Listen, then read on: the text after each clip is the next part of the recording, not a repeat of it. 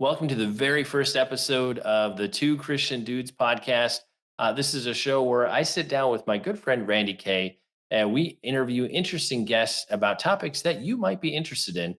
For season one, we are going to be talking all about near death experiences. And so, for this very first episode, we've invited Dr. Jeffrey Long to come on and share with us. He is the founder of the Near Death Experience Research Foundation. He is also best known for his New York Times best-selling book, Evidence of the Afterlife, the Science of Near Death Experiences. Let me bring these gentlemen into the conversation. Well, Randy, I'm going to pitch to you. You've had some more personal experience than I have with Dr. Long. Tell us a little bit about how you guys connected and whatever else you'd like to share. Dr. Long and I connected with a mutual friend, John Burke, who wrote Imagine Heaven. And then this has become one of my favorite books, Evidence of the Afterlife, which details numerous cases, thousands of cases. I think the largest number of cases researched by anyone in the world. And Dr. Long was part of this series that was taped. And I grew to respect him for the sake that he knows more probably about near-death experiences, certainly than anyone I know.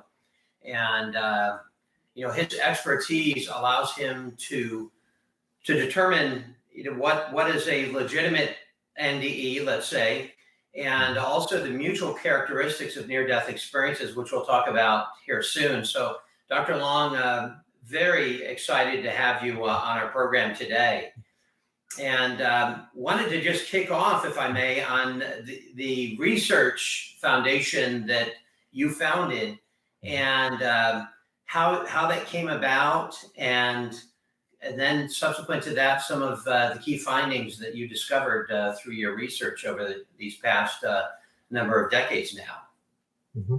Well, Randy, great questions. The website, the research website, nderf.org, is the Near Death Experience Research Foundation. I set that up over 20 years ago. Right off the bat, I had a very detailed survey for people to complete and share not only a narrative of their experience, but also a lot of questions that I asked so that we could understand more about their experience. Right when I put up that website and the questionnaire, I was literally trying to find out for myself, are near-death experiences real? I was fascinated by them, and who wouldn't be, about wondering what happens when you die. So I was very curious to go to the original source of evidence, that being the people that have near-death experiences. So that was over 20 years ago. We now have over 3,500 near-death experiences that have been shared and posted back on the website. And oh my gosh, no doubt about that, near-death experiences are, in a word, real. And I learned that very quickly, and the evidence just gets stronger every day. Now you have researched now, how many total cases would you say of near-death experiences?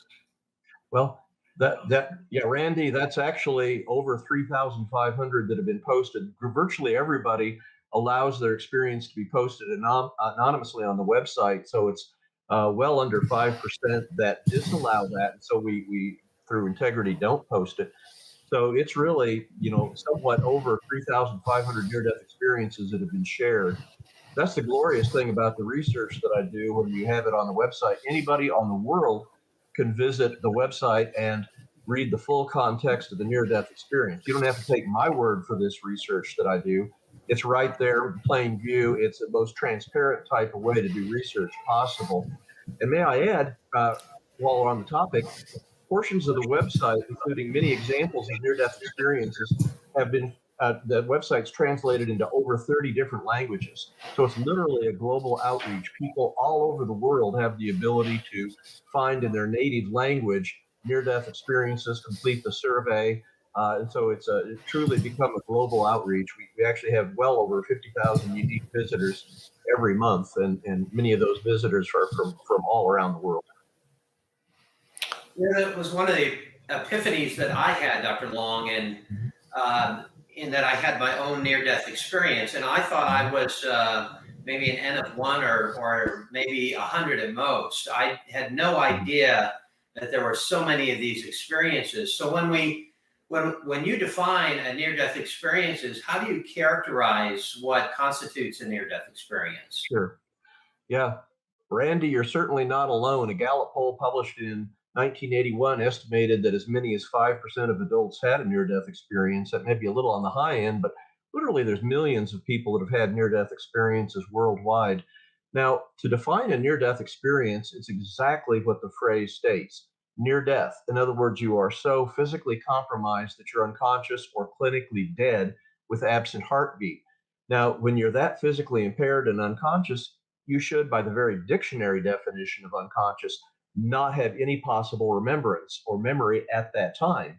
And yet, people do have that memories. They recall what happened, their experience of the near death experience is what happened at that point in time. No two near death experiences are the same, but when you study a lot of them, you see a very consistent pattern of what we call elements, or what occurs so typically observed in a near death experience and typically in consistent order. Most typical characteristics of somebody who has gone through a near-death Mhm. experience. Mhm.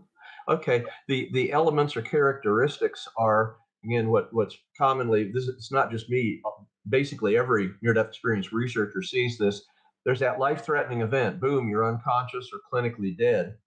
At that time, a common element is what's called an out of body experience. Consciousness rises above the physical body, and you can see and often hear from that vantage point while you're unconscious or clinically dead below.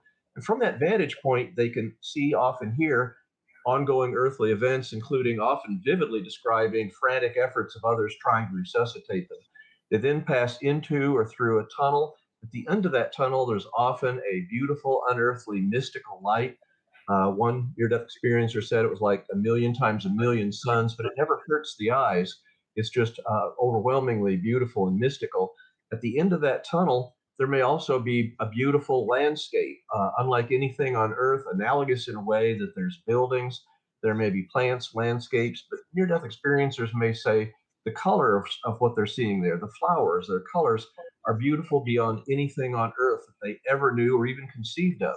They may encounter music there that's beautiful beyond anything that they could have imagined in their earthly life. As the near death experience progresses, they may have what's called a life review. They may be aware of part or all of their prior life. One of the really neat things about near death experiences are these joyous reunions with their deceased loved ones. Virtually all the time, if they encounter a being they knew on Earth, they're deceased at the time. And these are joyous reunions, even joyous reunions with pets. We hear over and over, even if the individual that died that they knew on Earth died of a disfiguring or crippling or illness or advanced age or trauma, they're picture perfect health in the near death experience. There's often other beings around there, and at this time, they're feeling overwhelmingly intense positive emotions. That's very typical. Actually, the two most common words used as a scripter in a near death experience, and this is research just came out in the last couple of weeks, is light and love. They feel overwhelmingly profound sense of love, and light is very commonly observed there. At the end of their experience, they may either be sent back to their body involuntarily or they may be involved in making a decision about returning to their earthly body. Interestingly, the great majority of near death experiencers do not want to return to their earthly body. They want to stay in that unearthly, if you will, heavenly realm. They feel intense love, peace. They're no longer feeling any pain. And they often deeply describe that they feel that that's their real home, that unearthly heavenly realm. But ultimately, at the end of the near death experience, when they return to their body and they recover from that close brush with death, they've got their near death experience to share. Wow, you literally read my book, Dr. Long. I Yeah. textbook, and that Mhm. that in of itself was initially shocking to me. Mhm. And when we went down to Texas and met with other NDE experiencers, I I felt like we were in a heaven reunion, as Right. opposed to a high school reunion, because we share these stories, and then of course you encapsulated all of those Mhm. stories with your research and found that there were so many similarities, Mhm. which kind of leads to the next question I have for you, and that is. Um, those of us who have gone public with our stories for different reasons. Mine was exposed through an interview from a pastor Mhm. on for another book that I had written, a business book, Mhm. and there is a degree of skepticism. Obviously, some of it is merited, some of it is just from a biased perspective, and I can empathize with that because I was a skeptic of NDEs before I had my own. So, how would you address somebody who is coming from the perspective like I was previous to my death? How do you address that person who says, I really do, whether it be from a scriptural standpoint or from, just the fact that it's imagined or it's a subconscious or something of that nature. Mhm. How do you validate that these things are real? Yeah, good question, Randy. With great sympathy. We were all skeptics. I don't think anybody should embrace what I just talked about for the characteristics of a near death experience unquestionably. I mean, they're just too unworldly and seem too fantastic. So, goodness, I think everybody, certainly it's reasonable to approach it from a skeptical point of view, but hopefully with an open mind point of view. In other words, they're willing to hear about evidence. So, you very quickly rattle off some of the evidence in my book. When you're in that out of body experience, what people see when they come back and check it out later, almost invariably, over 98% of the time in my research, it's real down to fine details. Even in that out of body experience during the near death experience, if their consciousness is aware of something far from their physical body, way beyond any physical sensory awareness, if they check it out later, it's real. We've had people blind, including totally blind from birth, have highly visual near death experiences, and that's impossible. You can also tell them, gee whiz, a very common precipitating event of near death experiences is cardiac arrest, heart attack, if you will, which means your heart stops beating. Well, it's a very well documented fact that the moment your heart stops beating, of course, immediately blood stops flowing to the brain.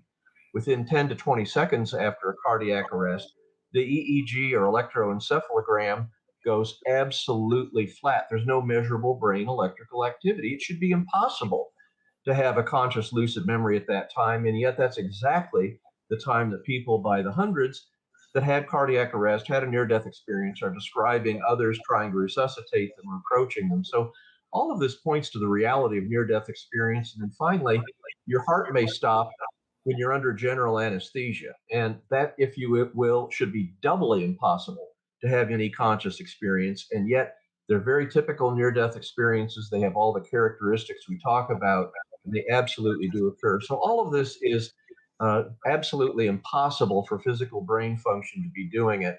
Near death experiences are, as virtually every near death experiencer believes, an experience of absolutely reality outside of anything possibly physical brain induced.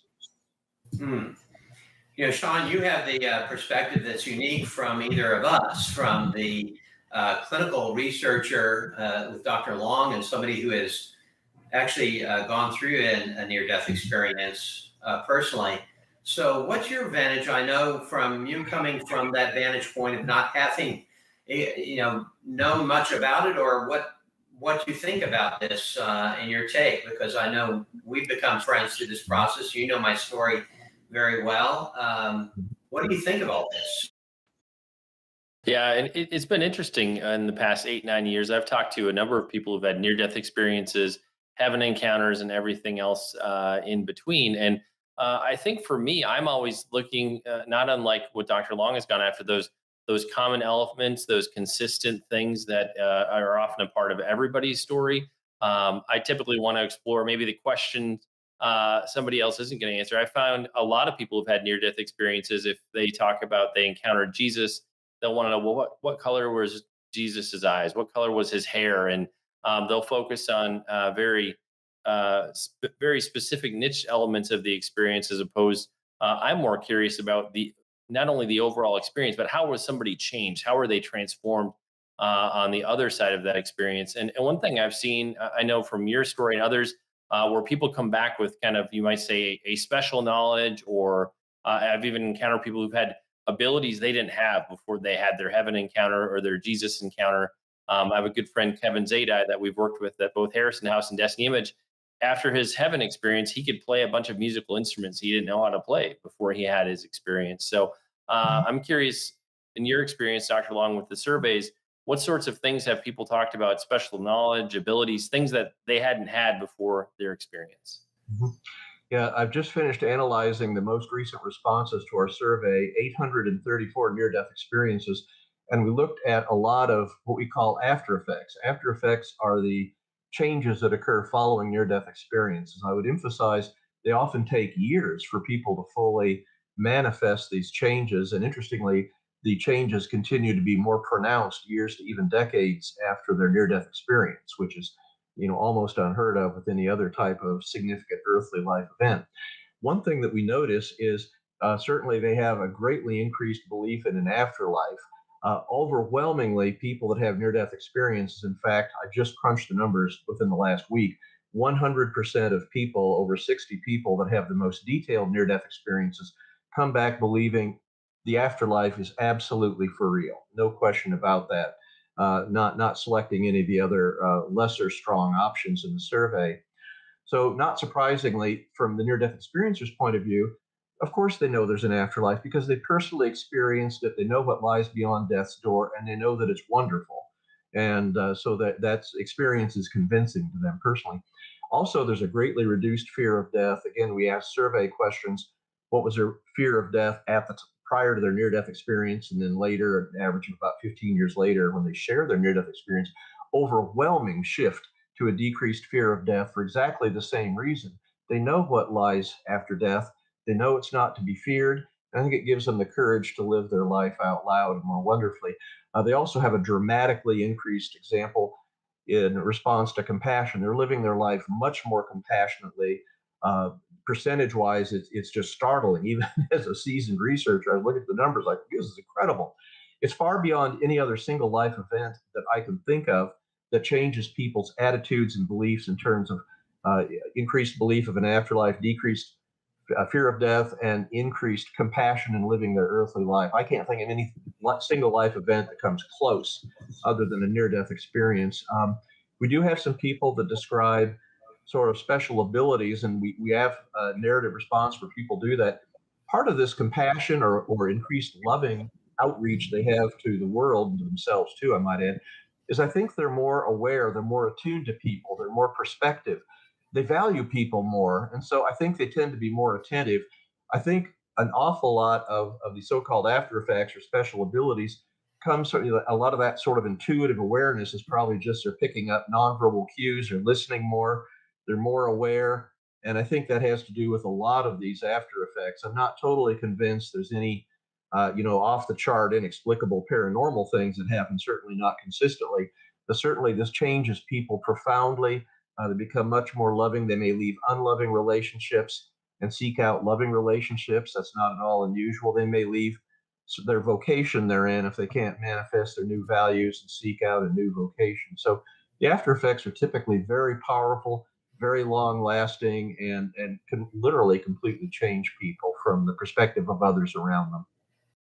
And what about the enduring nature of these memories? I can't remember what I ate for lunch yesterday half the time, but it seems more often than not, people with these afterlife near death experiences, they have very vivid, intense. Like you ask them about it, and they're right back there in that moment. Why do you think these memories are so enduring for people? Yeah. And that's a great question, Sean. There's no question that the memory of a near death experience is profoundly different from other types of earthly memory. Two major studies looked at that. One was the prospective study of Dr. von Lommel, published quite a while ago. He interviewed people that had over 60 people that had a near death experience within the first few weeks after their life threatening event, 2 and 7 years later. And he found that their remembrance of near death experience, which he obviously recorded as part of his research, was absolutely verbatim, word for word accurate in comparing people sharing their experience 7 years later. Leading researcher Dr. Grayson did a very interesting study where he had people repeat what's called the NDE scale, a research scale that asks about what occurred during the near death experience. And of course, you do that as part of your initial research with their subjects initially. And he did that, repeated the scale over 10 years later with a large group of people. And his published conclusion was that near death experiences are neither forgotten nor embellished or added on, if you will, even over a decade after they occur. And that's very consistent with what I'm seeing.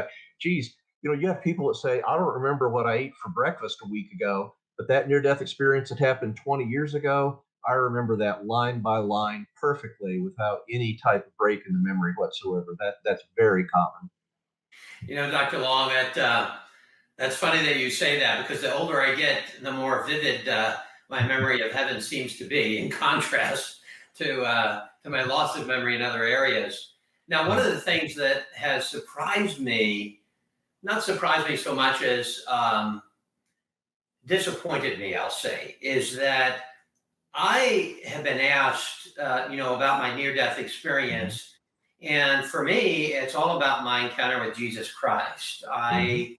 I could have been thrown into a trash bin, but as long as it was with Jesus, that would have been fine with me. Everything that you described in terms of the beauty of heaven, in terms of all the facets that are breathtaking, but that encounter was so profound.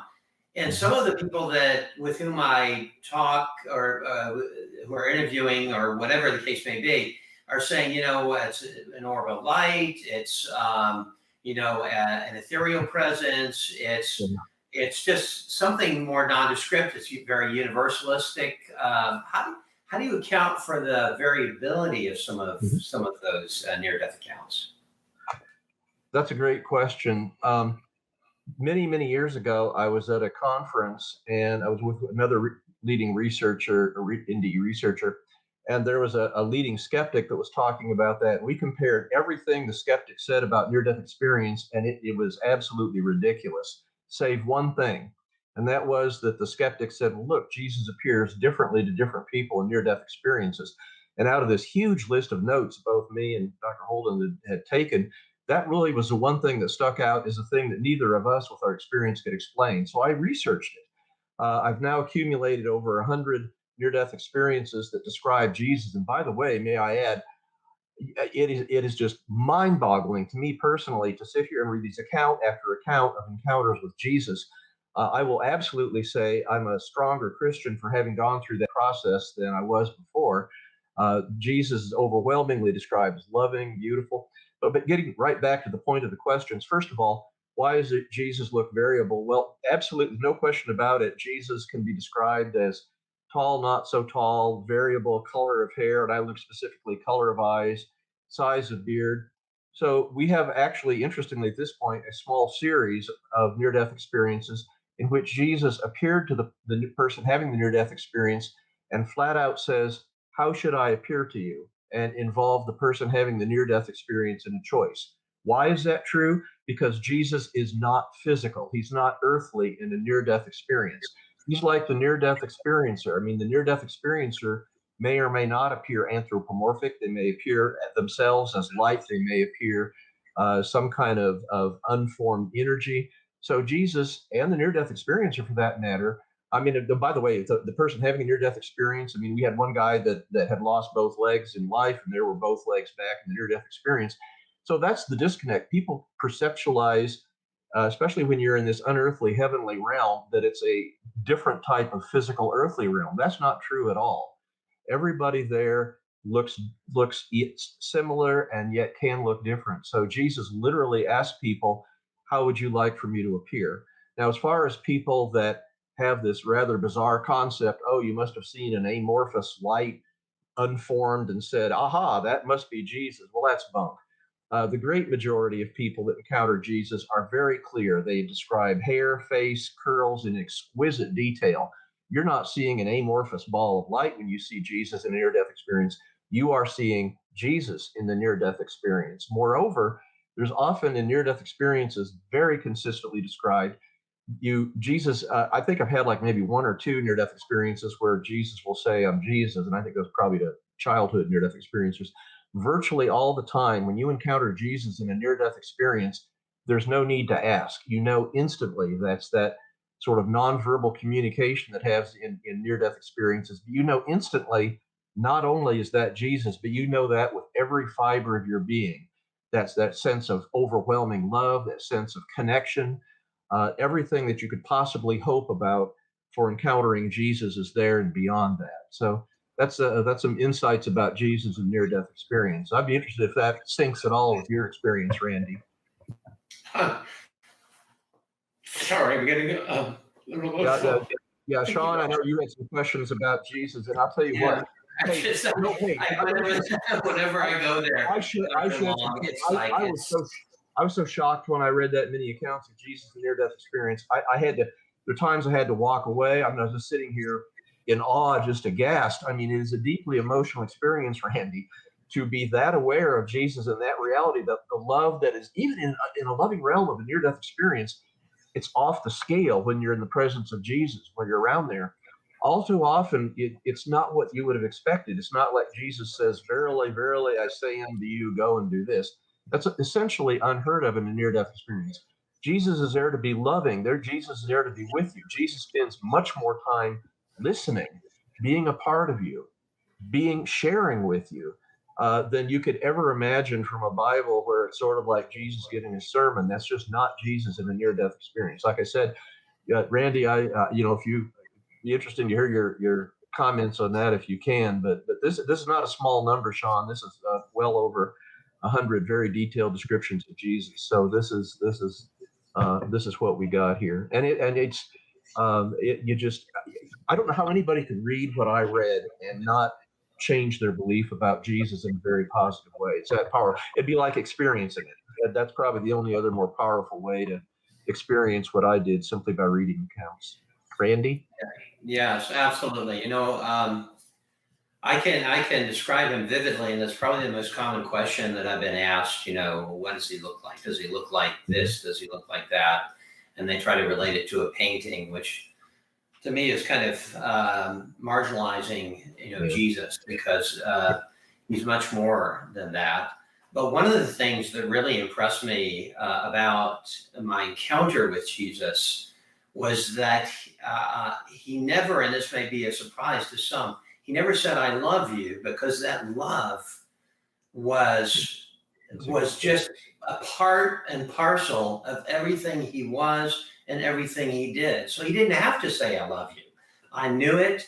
I knew that he was Wow. love, and he was consummate love. And that's the only time really I think I've encountered anyone, mother, father, wife or children, where somebody loved me so much, Jesus, that he didn't have to say it, Yeah. because he exuded that in every facet of his being, including an immersive relationship with yours truly, and that I was immersed in that love so that I became more loving.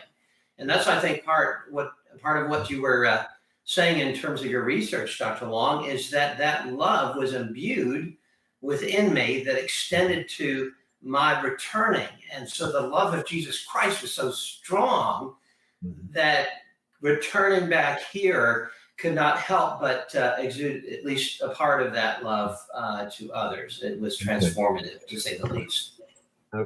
Randy, now I'm starting to work a little bit on keeping my composure, because you hit on a critical point that I hadn't even conceptualized. You are absolutely right. Out of over 100 near-death experiences encountering Jesus, Jesus doesn't say, "I love you," because he doesn't have to. Overwhelmingly, people know, my gosh, I felt it, I know it. They're not guessing. This isn't, communication and verbal. This isn't something he has to say. It's Jesus is showing, doing, being love in a way that is something on earth. That's a radically important point. I mean, you say to people, your loved ones on earth, "I love you." It's out of reassurance. It's out of communicating. It's out of sharing, what you know to them. But my gosh, you nailed it, Randy. In all those accounts of near-death experience, people know instantly. They felt it at and every core of their being, in and out and through them, and in every way, they recognize Jesus' love for them. They were loved for who they are, what they are, everything that they are, and every part of them. And that's just, it's radically beyond anything on earth. Even if, as you noticed, Randy, you can have people that love you on earth, but the power of Jesus' love is simply overwhelming. That's the dominant feature of love. And certainly you, as other people that have shared their experiences with me, it's like they carry that little piece of heaven back to their earthly life. I mean, how can you have that type of profound love and awareness and know what that ideal love is, know how deeply loved you are? That's got to impact you for the rest of your life in an amazingly positive way. Yeah. Have yeah, absolutely, without a doubt. Now, has any of your research touched on those who have visited hell? Have had that opposite experience? Mhm. Yeah, there are. That's my most common email question when I do my research. So I had thought about it and written about it a little bit. Uh, it's first of all, I would remind everybody that hellish near-death experiences, or if I call them objectively frightening, or in an objectively frightening realm, or aware of it, are very rare. Out of thousands of near-death experiences I have, I've only found a little over 20 that I think are very well documented. The significant majority of purported hellish near death experiences out there are not really near death experiences. They're what we call intensive care unit delirium. They have that accident or illness and they're recovering over days. And it's not at all uncommon for people to have frightening, hellish experiences, even while they're in an intensive care unit for a whole host of reasons. It's a very well recognized medical phenomena. And that is much more common than true near death experiences that are hellish. But so always be careful about that. However, there absolutely are some rare hellish near death experiences. There's sort of two classes of those. One, people in their near death experience are aware of a realm that seems to be segregated from the rest of the heavenly realm that they're in. So they may be moving along typically with another spiritual being, and they're aware that that's a place they don't want to visit. There's communication that's a very awful place there. You don't want any part of that. So there's some awareness that there's a separate segment of that they're aware of that's, if you will, visible to them in heaven, but absolutely not a part of heaven. So when people say there cannot possibly be hell in a heavenly realm, that's absolutely true.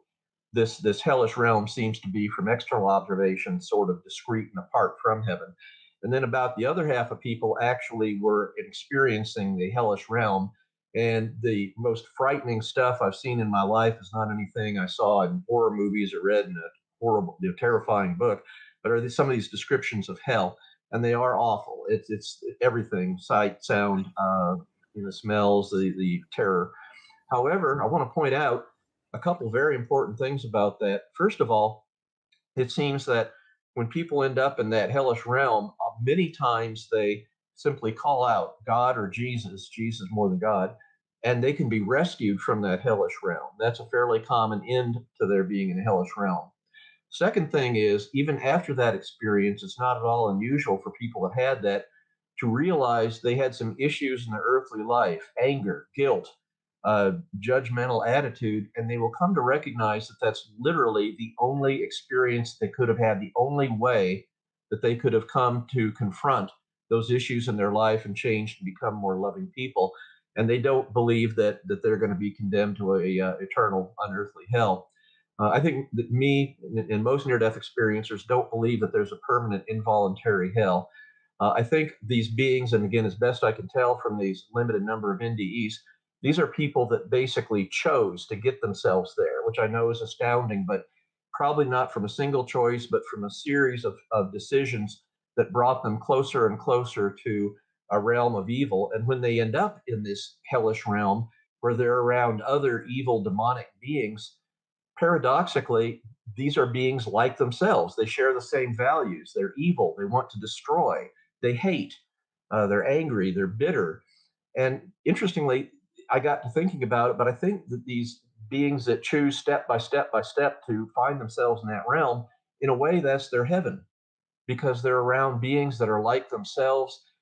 They don't have to be known for being angry, bitter, resentful beings that like they would be in a heavenly realm. And so I think step by step they find themselves there. I firmly believe that God has the ability to, if you will, rescue or pull out anybody that wants to leave that hellish realm. All they have to do is sincerely ask that. And unfortunately, in the heavenly realm, they're going to certainly have to be known as that profound spiritual error they made to get there. So I know that's not what everybody believes, and I would emphasize we don't know.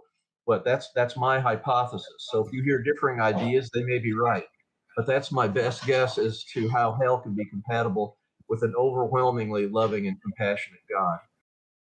I guess one question I would tack on to that, Dr. Long, is in terms of somebody who was not a believer, a practicing Christian at the time of their near death experience, or maybe they were following a different faith? Is there any variation in what some of those folks might see in a near death experience or how they process that experience? Right. We've done the largest cross-cultural study in existence, including scores of non-Western near-death experiences. And again, I just crunched these numbers in the last few weeks to analyze them. Again, the content is strikingly similar to typical Western near-death experiences, and these are predominantly people, Islam, Buddhism, Hindu. Those are basically the top three non-Christian religions that we run into, but they seem to have strikingly similar near death experiences as everybody else.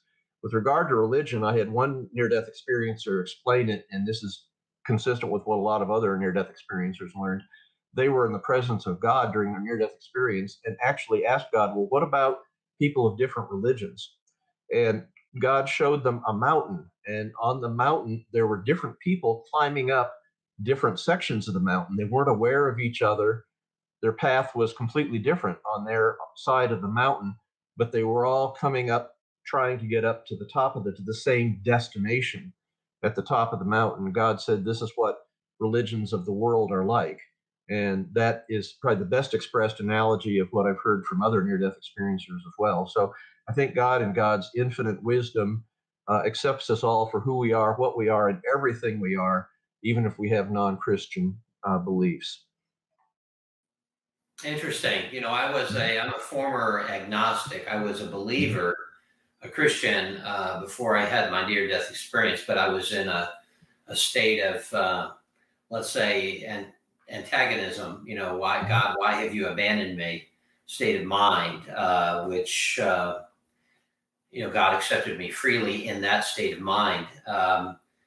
As an agnostic, I guess one of the things that dissuaded me from Christianity was that Christians are judgmental, they're hypocrites, all of the standard answers for that. And what was interesting that you talked about, Dr. Long, was those people who had the hellish experience, that they almost wanted to be there, that they had abandoned whatever moralistic confines that kept them on the so-called straight and narrow. That was their domain. They kind of found themselves in the nightclub, so to speak, and they had abandoned all of the moral principles that this world sometimes places upon us to do good, and they were in their element. So there are certainly scriptures that speak to when Jesus said, "I am the way, the truth. No one comes to the Father but through me." But what's interesting is that in Islam, Jesus is a prophet. I accept it as a prophet. And many other religions also accept Jesus as a historical figure. But that's interesting to me, your research and the kind of the mountain, because that Jesus talks about the straight and narrow, and the near-death experience points to the afterlife, and then I guess how we have to figure out things here is how are we going to enter into that afterlife? And that's a really good point, Randy. There's one thing you overwhelmingly see in near-death experiences: you're not told what to believe, and that's an extremely important point.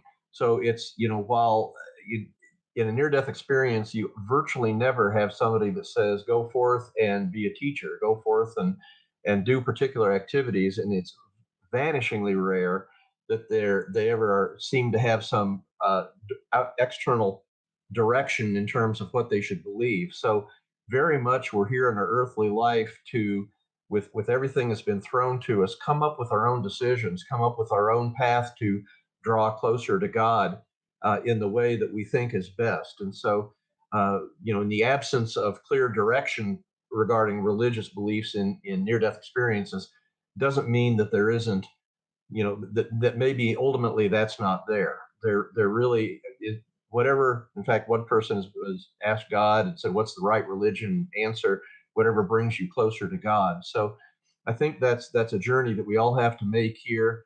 I think in near-death experiences, there's a very clear it's like there seems to be a prime directive in near-death experiences. That is, our free will is operant. In other words, and to have free will, we can't be led or directed down too narrow of a path from the wisdom of near-death experiences. So I think that's part of a loving, creator interacting with those persons having the near-death experience. So, I'm not saying that there are some religions that don't. I mean, ancient Roman religions, part of it was, you have the baby, you hold them out over a ledge, have the baby grab your arm, and if they weren't strong enough, they'd fall to their death, and other kind of belief systems like that. And I think we all recognize that now with eyes of 21st century that that's wrong. So I think it certainly behooves every person to get that proper path that makes the most sense and certainly manifests love in the earthly life and is closest to reality the best. And that's there's not as direct a path defined in near-death experience as you do think, with the notable exception of Jesus being a beacon on the path. Very interesting. It's Mhm. Sean. I know you're smiling there, and this has got to be for our viewers. They're just soaking this stuff in, and some entered in maybe as more skeptical, and others were like, "I want more. Just give it to me." And for the broad spectrum of people that might be viewing this and listening to you, Dr. Long, I think that. What would you kind of encapsulate for the person watching this to say as the greatest takeaway, kind of in synthesizing everything, because you have more information probably than anybody on earth in terms of these things. Is there anything that you might encapsulate and say, okay, this is the biggest takeaway from these thousands of experiences? Sure. Oh, absolutely. Great question, Randy. Um, no one has to believe anything I say about near-death experiences. there's no substitute for reading them yourself. A good resource would be to go to the website nderf.org, and then go to at the top under experiences, go to the link for exceptional experiences.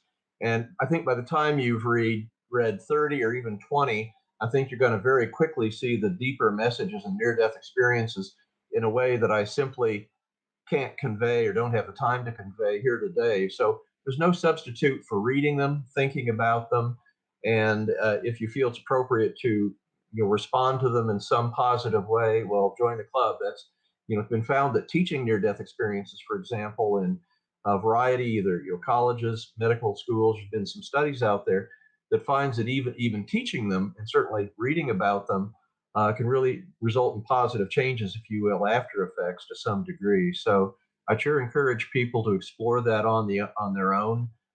Certainly, there's plenty of good books out there, many others than mine. Um, but find out for yourself, research, be curious, wonder about the fact that people that have near-death experiences, out of the 834 that shared most recently on a most recent survey, 93.8% said their experience was definitely real. And these are near-death experiencers from all walks of life. So there's certainly a message in there. I think it's a message that speaks to everybody around the world. It's just a message of, it's up to you as to what the message is and when the message occurs. And I think I think ultimately near-death experience is deeply understood. It's perhaps the most profoundly positive message for all of humanity as a whole that I can even conceive of. Wow. I do a fair number of eulogies and visiting those who are sick and Mhm. at the cusp of death within the hospital or the home even. And one of the things that I've noticed, just anecdotally, is that those who were prepared with a firm conviction of what would happen after this life, they knew where they were going. That those are the ones, certainly, and it's common sense, of course, but those are the ones that transition best and dealt with what is typically a very traumatic experience, that is dying and death.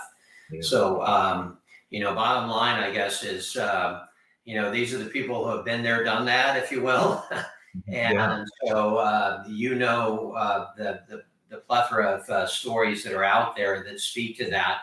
And so being prepared for that, because the Bible teaches us that there's no promise of a tomorrow, and Mhm. that it could happen anytime. But also, it's just good to, I think, deal with these issues, because there's a peace that comes as a result, I think, from people who understand that death is not the end all. Yeah. If only people could believe, as near-death experiencers are almost uniformly believe. Amazingly, less than 1% of people that have a near-death experience, when they share it, select that they moderately or greatly fear death. I mean, it's almost eliminates a significant fear of death. If only the entire world had that confidence in an afterlife, that absent fear of death, as people would have near-death experiences are, what a profoundly positive change it would be in this world for people to, help die with dignity, be incredibly reassuring to their friends, family, and loved ones during that process. I mean, you and I both do that, of course, as a physician that treats cancer patients. I deal with that every day in my professional life too. Yeah, we had a Bible study on. We have a lot of in San Diego. Mhm. All of the military branches are represented here, and so the Okay. Bible studies that used the story that I presented and talked about, dying to meet Jesus, and that they found, there were several told me they found that to be helpful when they went into battle, Mm, that mm, it alleviated maybe some of the PTSD that mhm. some were experiencing, because they knew whatever happened, it was going to be okay. It was going to be good, not just okay. Mm. It That, was but actually going to be great. yeah, well, that's fantastic. Thanks for sharing that. I mean, that's just a profound example of how understanding and afterlife, however you come to that understanding, and that it's a wonderful afterlife, and that death really isn't to be feared. I mean, as one near-death experiencer said, our earthly life is the boot camp of our eternal existence, and I think that's good for the military too, right there. So that would be that. I think that's really true, and I think we can talk about this, and these are words. I hope people go that extra mile and spend the time with the series that you're doing here, the 12 just the podcasts you're going to have talking about near-death experience. There's going to be a gold mine of information and perspective. I'll bet for those that follow through with the podcast you're doing on near-death experience, it's literally going to change their life, and very much for the better, and certainly strengthen them in a lot of ways so that they can live their life more courageously, less fearfully, and more lovingly. They could take a little piece of heaven away from the show. Wow, we And should hire you to do the closing for us, That would Dr. be the Long. That blessing. was fantastic. Yeah, just read this book. Yeah, the book is fantastic. I don't think you would be disappointed if you picked it up. Randy has the print book. I listened to the audiobook, whichever you prefer. They're both fantastic choices. Before we go, though, Dr. Long, I want to have you give us a little bit more commentary on what people can discover on your website. I see that you've got a lot of the information translated into a bunch of different languages. You got the place if people have had their own near-death experience, they can actually complete the survey form that you have. There's what's the range of things people can experience on the site? Oh, great question. Certainly, there's over 3,500 near-death experiences, but there's a lot of other experiences in addition to that. We've got prayer experiences, we have deathbed visions. I mean, we have a whole host of really extraordinary human experiences, sort of under the larger spectrum of near-death experiences, all converging on that same message: that death isn't the end; that there really is an afterlife, and a wonderful afterlife. So certainly would encourage people to look at the experiences, especially again to go to experiences, drop down, look at the exceptional experiences. They're profoundly informative, I think, for people that do that. There's a lot of sections there too about questions and answers. You can find a link to our Facebook, and interact with a lot of other people that have this interest. There's certainly a survey. It's a huge one, but for those that have had a near-death experience and have the time to take that on, that's fantastic. You'll see that what you won't see are things for sale on the website. We firmly believe that what people share with us freely in sharing their near-death experiences, we share back to the world freely. So that's very important to us, and I think helps maintain the integrity of the website. But there's a lot of information. There's a lot of articles. People can find a great deal of material there that I think is going to help them to be more confident about the reality of near-death experiences and understand that the significance of near-death experiences is not just for the person that had the near-death experience, it's for them as an individual. They can take away that piece of wisdom, that understanding, that reassurance in the near-death experiences and take it into their own life. Well, and we'll make it easy like we do with every episode. We'll have links in the show notes. If you want to check out Dr. Long's website, you can find that at nderf.org. We'll also have links to the various books that Dr. Long has available as well. And, for a first episode, this was a fantastic way to kick it off. I feel like we covered just kind of a wide range of what people can expect related to near death experiences. I love that we focus on some of the commonalities and some of the differences. And as you progress with us throughout this first season, I'm hopeful that you'll be referring back to this episode, also the information on Dr. Long's website and his books as well, to process what we're going to hear as we're talking to some of our other guests who share about their own experiences with their near death or afterlife experiences. Dr. Long, truly an honor. Thank you for sharing with us. It's been a total blessing and an honor to have you on the show. Well, thank you much. Fantastic interview. Thanks to both of you. This was great. So I really appreciate the opportunity to share with you today. Great questions. Thank you, Dr. Long. Been a pleasure. A blessing.